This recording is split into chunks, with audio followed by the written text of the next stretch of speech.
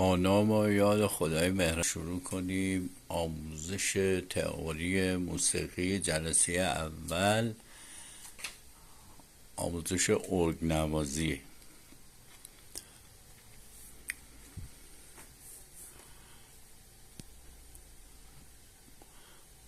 خب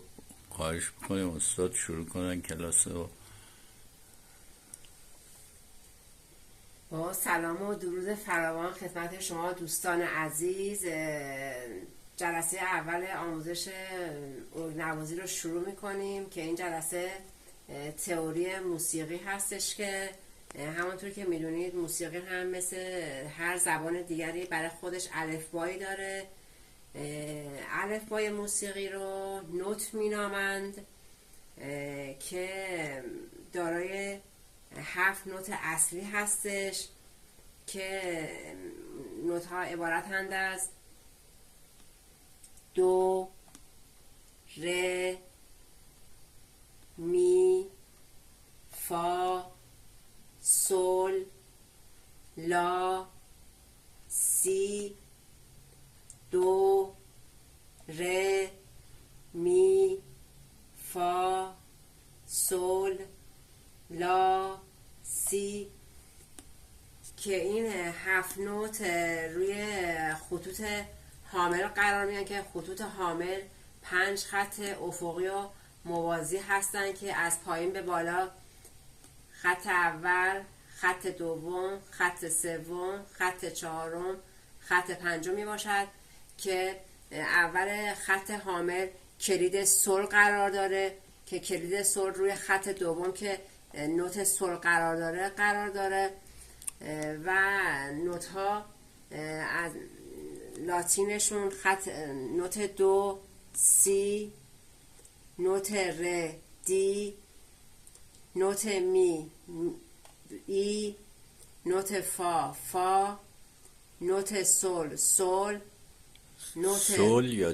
جی ببخشید، نوت لا ای و نوت سی بی می باشد که این نوت ها هر کدوم روی خط حامل قرار دارن، بین خط حامل قرار دارن و خارج از خط حامل قرار دارن. نوت هایی که روی خط حامل قرار دارن، نوتی که روی اولین خط حامل قرار داره نوت میه، نوتی که روی دومین خط حامل قرار داره سول، نوتی که روی سومین خط حامل قرار داره سی، نوتی که روی چهارمین خط حامل قرار داره ره و نوتی که روی پنجمین خط حامل قرار داره فا. نوت هایی که بین خطوط حامل قرار دارن، نوتی که بین خط اول و دوم قرار داره فا، نوتی که بین خط دوم و سوم قرار داره لا و نوتی که بین خط سوم و چهارم قرار داره دو و نوتی که بین خط چهارم و پنجم قرار داره نوت میه. و نوت هایی که خارج از خطوط حامل هستن، نوت های خارج از خطوط حامل نوتی که بین روی پایین خط eول هستش ره و این دوتا نوت که جزء نوت های کمکی هستن، جزء خطوط کمکی هستن، نوت لا و نوت سی هستش که نوت لا یه خط از وسطش رد شده و نوت سی بین اون خط قرار داره، یه خط بالاش قرار داره، نوت سی هستش. و بالای خط حامل نوت سل قرار داره و این دوتا نوت هم که جزء نوت های کمکی هستن که نوت لا و نوت سی هستن و اینها رو روی کیبورد نشون داده شده که هر کلید یا هر شاسی کیبورد یک کلاویه میشه که این کلاویه ها به واسطه شاسی های سیاه دوتایی و ستایی از تقسیم بندی شده که به ما کمک میکنه که ما بدونیم نوت ها کجا قرار میگه، نوت ها رو بشناسیم، بتونیم تو اون قسمت رو بنوازیم. و میخواید اینجا من رو کیبورد نشونتون میدم که از هر از چپ به راست از چپ به راست نواخته میشه و از نوت دو تا نوت دو بعدی که هم نامشه یک اکتاو میشه و این شاسی های سیاه که به دوتایی و ستایی تقسیم بندی شدن به ما کمک میکنه که ما بتونیم نوت ها رو اینجا اجرا بکنیم. از اینجا مثلا نوت دو، ر، می، فا، سول، لا، سی، دو که ما اینا رو روی کیبورد اجرا میکنیم و این یک اکتابه که از اینجا تا این قسمت میشه یک اکتاب، دوباره تکرار میشه بعدش. بله و دوباره تکرار میشه و این صدا درست این نوت ها هر چقدر جلوتر که میرن از چپ به راست که میرن صدا زیرتر میشه و صدا با متفاوته. این دو با این دو صداش متفاوته و خب استاد بس فرمودید که 5 خط عامل موازی افقی تعریف کننده تمام نوت های موسیقی هستند. بله بله و اینکه این 5 خط 11 تا نوت ما میتونیم قرار بدیم و برای اینکه نوت هامون تکمیل بشه از خطهای کمکی استفاده میشه که یک دستورالعمل کلیه که این خطهای کمکی کمک میکنن که نوت ها کامل بشن، چون روی این 5 خط حامل فقط 11 تا نوت میتونه قرار بگیره. به خاطر از این نوت های کمکی استفاده از این خط های کمکی استفاده میشه تا نوت هامون تکمیل کننده این حروف الف با بله بله. بعد فرمودید بعد حروف هایی که روی خط قرار میگیره تعریف کردین اونا رو 5 حرفه. بله که روی خط اول نوت می قرار میگیره، روی خط دوم نوت سول، روی خط سوم نوت سی، روی خط چهارم نوت ر و روی خط پنجم نوت فا قرار میگیره. حروف هایی که بین خطا قرار میگیرن بین خط اول و دوم فا، بین خط دوم و سوم لا، بین خط سوم تا چهارم دو و بین خط چهارم تا پنجم نوت می قرار میگیره. و نوت های خارج از خطوط حامل نوت که زیر خط یک بله قرار میگیره ر هستش و نوت ر هستش و نوت که جز خطوط کمکیمون هستش لا و سی هستش و بالای خط حامل که چسبیده به خط حاملمون سول هستش و این دوتا که از جز خطوط کمکی هستن لا و سی که سرجم میشه ر لا سی سول لا سی.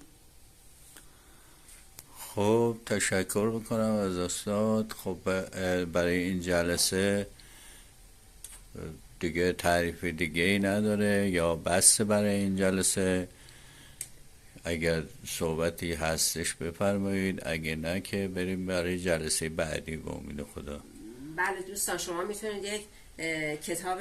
ارگ نوازی تهیه بکنید و یک کیبورد و یک دفتر برای موسیقی تهیه بکنید که این تمرین ها رو توی اون انجام بدید که مثلا شکل نوت ها رو بشناسید، مثلا دو چه شکلیه و کجا قرار میگیره، ر چه شکلیه و کجا قرار میگیره، می چه شکلیه و کجای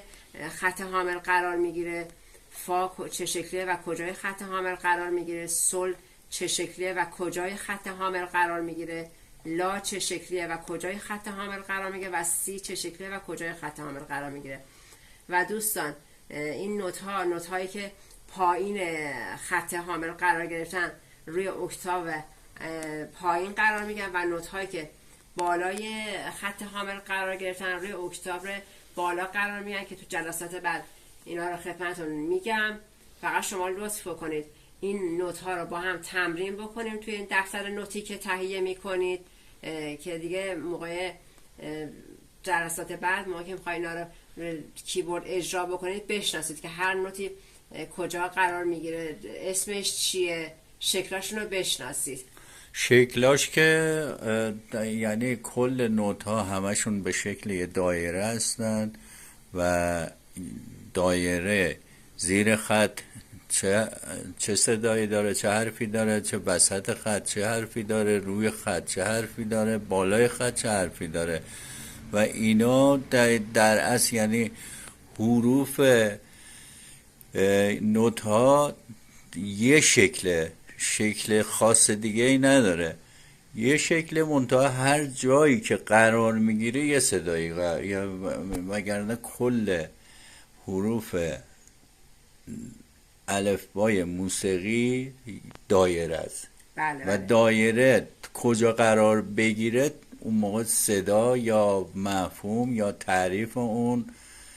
به قول خودشو نشون میده که ما مثلا دو اگر زیر خط باشه دو خونده میشه و